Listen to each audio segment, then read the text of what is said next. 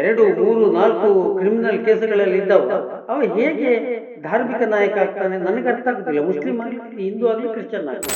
ಇಲ್ಲಿಯವರೆಗೆ ನಡೆದ ಕೊಲೆ ಪ್ರಕರಣಗಳು ಏನಾಯ್ತು, ಯಾಕೆ ಆಗಿದೆ, ಅದರ ಹಿಂದೆ ಯಾರಿದ್ದಾರೆ, ಫಂಡಿಂಗ್ ಯಾರು, ಅವರನ್ನ ಸಾಕುದು ಯಾರು, ಅವರಿಗೆ ಪ್ರವೋಕ್ ಮಾಡಿದವರೇ, ಎಲ್ಲವೂ ಹೊರಗೆ ಬರಬೇಕು. ಮತ್ತು ಆ ನಿರ್ದಿಷ್ಟ ಕೊಲೆ ಪ್ರಕರಣದಿಂದ ತಕ್ಷಣಕ್ಕೆ ಲಾಭ ಪಡ್ಕೊಂಡವರು ಯಾರು, ರಾಜಕೀಯ ಮತೀಯವಾದಿಗಳು ಸೌಹಾರ್ದದ ಭಾಷಣ ಮಾಡ್ತಾರೆ ಮತ್ತು ಮತೀಯವಾದಿಗಳನ್ನು ತಂದು ವೇದಿಕೆಯಲ್ಲಿ ಕುಳಿತುಗೊಳಿಸಿ ಸೌಹಾರ್ದದ ಸಭೆ ಮಾಡಿಸ್ತಾರೆ.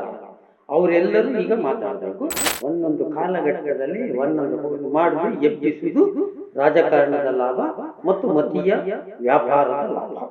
ನೋಡಿ, ಕರಾವಳಿಯ ಭಾಗದಲ್ಲಿ ನಿರಂತರವಾಗಿ ನಡೆಯುವ ಕೋಮುಗಲಭೆಯ ಬಗ್ಗೆ ನಾವು ಸಾಕಷ್ಟು ಮಾತಾಡಿದ್ದೇವೆ, ಕೆಲಸಗಳನ್ನು ಮಾಡಿದ್ದೇವೆ, ಹೋರಾಟಗಳನ್ನು ಮಾಡಿದ್ದೇವೆ. ಕಳೆದ 20 ವರ್ಷಗಳ ಹಿಂದಿನಿಂದಲೂ ನಾವು ಹೇಳ್ತಾ ಇದ್ದೇವೆ, ಇದು 2 ಔಟ್ಫಿಟ್, ಹಿಂದೂ ಮುಸ್ಲಿಂ ಔಟ್ಫಿಟ್ಗಳ ನಡೆಯುವ ಮಧ್ಯದಲ್ಲಿ ನಡೆಯುವ ಸಂಘರ್ಷದ ಪರಿಣಾಮವಾಗಿ ಈ ಗಲಭೆಗಳು ನಡೀತಾ ಇದೆ. ಒಟ್ಟು ಹಿಂದೂ ಸಮಾಜ ಮತ್ತು ಒಟ್ಟು ಮುಸ್ಲಿಂ ಸಮುದಾಯ ಏನು ಸಮಸ್ಯೆ ಇಲ್ಲದೆ ಬದುಕಿಕೊಂಡು ಇವತ್ತು ಆರಾಮದಲ್ಲಿದ್ದಾರೆ. ಈ 2 ಔಟ್ಫಿಟ್ಗಳು ಏನಿದೆ ಅವರು ಪದೇ ಪದೇ ಇದನ್ನು ಎಬ್ಬಿಸ್ತಾರೆ. ಇದನ್ನು ವಿಶ್ಲೇಷಣೆ ಮಾಡುವಾಗ 2 ಸತ್ಯಗಳನ್ನು ಒಪ್ಪಿಕೊಳ್ಳೋರ ಹತ್ರ ಮಾತ್ರ ನಾವು ಮಾತಾಡಬಹುದು. ಒಂದು, ಎರಡೂ ಕಡೆ ಮತೀಯವಾದ ಇದೇ ಹೇಳುವ ಸತ್ಯವನ್ನು ಒಪ್ಪಿಕೊಂಡವರ ಹತ್ರ ಮಾತ್ರ ಚರ್ಚೆ ಮಾಡಬಹುದು. ಮತ್ತು ಸಮಾಜ ಯಾರು ಅದನ್ನೆಲ್ಲ ಎರಡೂ ಕಡೆ ಇದೆ ಹೇಳುವ ಒಪ್ಪಿಕೊಳ್ತಾರೋ ಅವರು ಇದಕ್ಕೆ ಪರಿಹಾರ ಕಂಡುಕೊಳ್ಳಲಿಕ್ಕೆ ಹೋಗಬೇಕು. ಎರಡನೇದು, ಈ ಕೋಮುಗಲಭೆಗಳ ಹಿಂದೆ ರಾಜಕಾರಣ ಇದೆ ಹೇಳುವ ಸತ್ಯ, ಅದನ್ನು ಸಮಾಜ ಒಪ್ಪಿಕೊಳ್ಳಬೇಕು. ಇದು ಎರಡನ್ನೂ ಒಪ್ಪಿಕೊಳ್ಳದೆ ಒಂದು ಸೈಡ್ ಮಾತಾಡಿಕೊಂಡು ರಾಜಕೀಯ ಇಲ್ಲ ಅಂತ ಹೇಳಿಕೊಂಡು ಹೋದರೆ ಇದಕ್ಕೆ ಯಾವ ಲೆಕ್ಕದಲ್ಲೂ ಪರಿಹಾರ ಸಿಕ್ಕುವುದಿಲ್ಲ. ಇವತ್ತು ನೀವು ನೋಡ್ತೀರಿ, ನಾವು ಹೇಳ್ತಾ ಇದ್ದೇವೆ ಇದರಲ್ಲಿ ಬಡವರ ಮನೆಯ ಮಗ, ನಾನು ಅದು 20 ವರ್ಷದ ಹಿಂದೆ ಹೇಳಿತ್ತು. ಆ ನಂತರ ಅನೇಕ ಜನ ಅದರ ಬಗ್ಗೆ ಮಾತಾಡಿದರು. ಬಹುಶಃ ನಾನು ಅವತ್ತು ಒಬ್ಬನೇ ಕರ್ಫ್ಯೂ ಹಾಕಿರುವಾಗ ಇಲ್ಲಿಯ ನಮ್ಮ ಟಿವಿ ಹೇಳುವ ಒಂದು ಚಾನಲಲ್ಲಿ ಕೂತ್ಕೊಂಡು ನಾನು ಹೇಳಿತ್ತು, ಬಡವರ ಮನೆಯ ಮಕ್ಕಳು ಮಾತ್ರ ನೋಡಿ 400 ಚಿಲ್ಲರೆ ಜನ 2800ರಲ್ಲಿ ಜೈಲಿಗೆ ಹೋದದ್ದು. ಆರ್ಥಿಕವಾಗಿ ಗಟ್ಟಿಯುಳ್ಳಂತಹ, ಸಾಮಾಜಿಕವಾಗಿ ಗಟ್ಟಿಯುಳ್ಳಂತಹ ಯಾರೂ ಕೂಡ ಹೋಗುದಿಲ್ಲ, ಜೈಲಿಗೆ ಹೋಗುದು, ಕ್ರಿಮಿನಲ್ ಕೇಸು ದಾರಿಯಲ್ಲಿ. ಇದು ಒಂದು. ಎರಡನೇದು, ಇದು ಮತ್ತೆ ಮತ್ತೆ ಯಾಕೆ ಮರುಕಳಿಸುತ್ತೆ ಹೇಳಿದರೆ, ನಾವು ಈ ಸತ್ಯವನ್ನು ಒಪ್ಪಿಕೊಳ್ಳದೆ ಅದಕ್ಕೆ ಪರಿಹಾರವನ್ನು ಹುಡುಕಿಕೊಳ್ಳಿಕ್ಕೆ ಹೋಗ್ತಾ ಇದ್ದೇವೆ. ಸತ್ಯವನ್ನು ಮೊದಲು ಎರಡೂ ಕಡೆ ಇದೆ ಒಪ್ಪಿಕೊಂಡ ಮೇಲೆ ನಾವು ಮಾತಾಡಬೇಕು.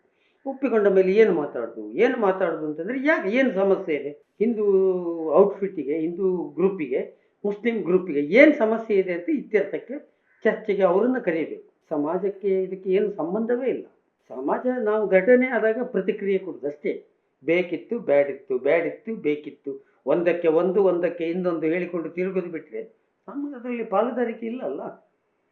ಹಾಗಾಗಿ ಎರಡೂ ಕಡೆ ಇದು ಇದೆ ಅಂತಂದರೆ ಯಾಕೆ ಉಳಿದ ಜಿಲ್ಲೆಯಲ್ಲಿ ಇಲ್ಲದ ಅತಿರೇಕದ ಸಮಸ್ಯೆಗಳು ಇಲ್ಲಿ ಯಾಕೆ?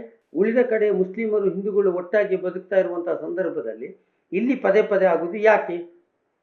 ಇದಕ್ಕೆ ಪರಿಹಾರವನ್ನು ನಾವು ಕಂಡುಕೊಳ್ಳಬೇಕು. ಇವತ್ತು ಒಂದು ಕೊಲೆ ಆದರೆ ಕೊಲೆಗಡಕರನ್ನ ಹಿಡಿತೀರಿ ನೀವು, ಸರಿ, ನೆಟ್ಟಾರ್ನ ಕೊಲೆ ಪ್ರಕರಣ ಆಯಿತು, ಹಿಡಿದ್ರು. ಆದರೆ ಅವನನ್ನು ಯಾಕೆ ಕೊಲೆ ಮಾಡಿದರು? ಅವ ಮುಸ್ಲಿಂ ವಿರೋಧಿ ಆಗಿರಲಿಲ್ಲಂತೆ. ಅವತ್ತು ಮಧ್ಯಾಹ್ನ ಮುಸ್ಲಿಮರ ಮನೆಗೆ ಗೃಹ ಪ್ರವೇಶಕ್ಕೆ ಹೋಗಿ ಏನೋ ಕಾರ್ಯಕ್ರಮಕ್ಕೆ ಹೋಗಿ ಬಂದಿದ್ದಾರಂತೆ. ಹಾಗಿದ್ದ ಮೇಲೆ ಪ್ರವೀಣ್ ನೆಟ್ಟಾರನ್ನು ಇಷ್ಟೆಲ್ಲ ಸಾವಿರಾರು ಜನ ಇರುವಾಗ ಅವನನ್ನು ಯಾಕೆ ಆಯ್ಕೆ ಮಾಡಿಕೊಂಡ್ರು?